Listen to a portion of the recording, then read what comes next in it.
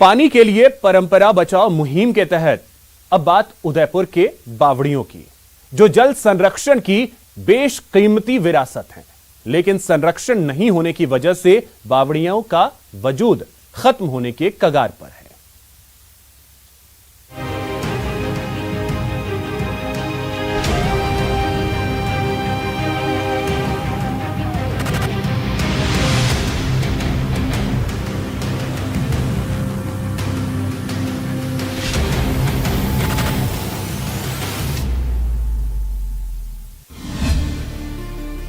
Lake city की बदहाल बावड़ियां,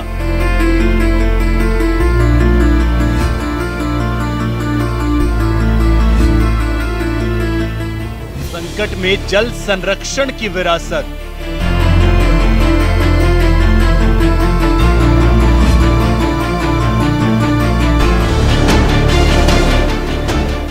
lake city की ये बदहाल बावड़ियां हैं जो कभी लोगों की प्यास बुझाती थी, शहर की शान हुआ करती थी। अब इन बावड़ियों का वजूद खत्म होने की कगार पर है। राजा महाराजाओं ने काफी पहले परंपरा से पानी की समस्या का समाधान करने की बात समझ ली थी और इन बावड़ियों को बनवाया था, लेकिन बावड़ियों का संरक्षण नहीं किया गया। अब शहर की ज्यादातर बावड़ियां अपना मूल स्वरूप खोती जा रही हैं। सीवरेज पानी से भरी हुई हैं, झाड़ियां उगाई हैं, अतिक्रमण का शिकार हो रही हैं। हालत ऐसी हो गई है कि कुछ ही बावड़ियों में पीने लायक पानी है। हालांकि स्मार्ट सिटी प्रोजेक्ट के तहत बावड़ियों के जीर्णोद्धार का काम शुरू किया गया है, लेकिन बावड़ियों में सीवरेज का पानी नहीं पहुंचे, इसका इंतजाम नहीं किया जा रहा है। उदयपुर के नगर के अंदर 32 बावड़ियां हैं जिनको स्मार्ट सिटी प्रोजेक्ट में जीर्णोद्धार का कार्य किया जा रहा है, लेकिन जीर्णोद्धार के साथ साथ उनके जल की गुणवत्ता के लिए कार्य नहीं किया जा रहा है, क्योंकि कई बावड़ियां जो है आज भी पानी की सप्लाई पीने के लिए हो रही है जो अच्छी है, लेकिन अधिकांश जो है वो प्रदूषित हैं और उनमें सीवर का पानी जा रहा है। सीवर का पानी जाने की वजह से हमारे जो प्राकृतिक जो परंपरागत जो स्रोत थे जो राजा महाराजाओं के समय बनाए हुए थे, आज वो प्रदूषित हो गए। शहर के कई इलाकों की पहचान जिन ऐतिहासिक बावड़ियों के नाम पर होती है, उन बावड़ियों का वजूद पूरी तरह से खत्म हो चुका है। शहर के बाशिंदे इन बदहाल बावड़ियों को बचाने को लेकर कई बार आवाज उठा चुके हैं, लेकिन कोई कदम नहीं उठाया गया। गांव की ऐतिहासिक सुल्तान बावड़ी है जो पिछले लंबे समय से बदहाली का शिकार जो है वो हो रही है।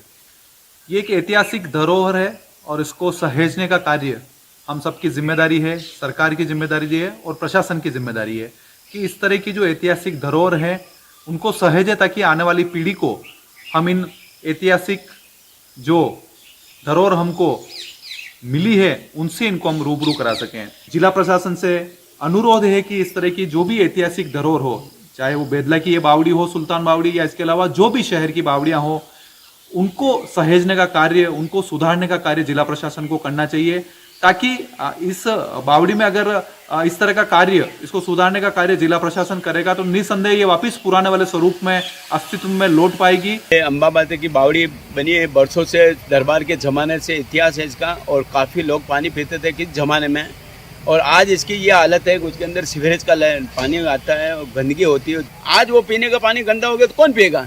एक जानवर भी नहीं पीता, इतनी गंदगी। तो इसको भाई प्रशासन और सभी को, जो भी इसके जिम्मेदार लोग हैं, उनके निवेदन करता हूँ कि इसकी जिम्मेदारी लें, और या किसी को आपसे नहीं होता तो किसे करो।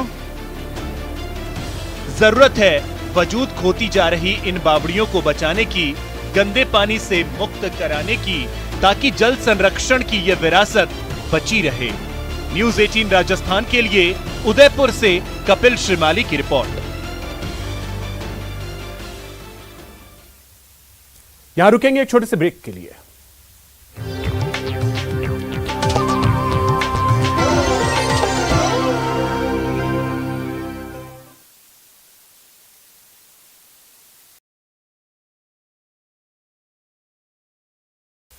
ब्रेक के बाद आपका स्वागत है।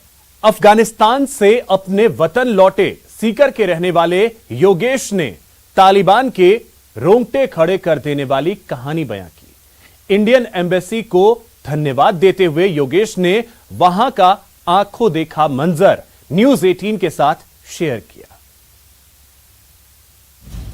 अफगानिस्तान का आंखों देखा मंजर।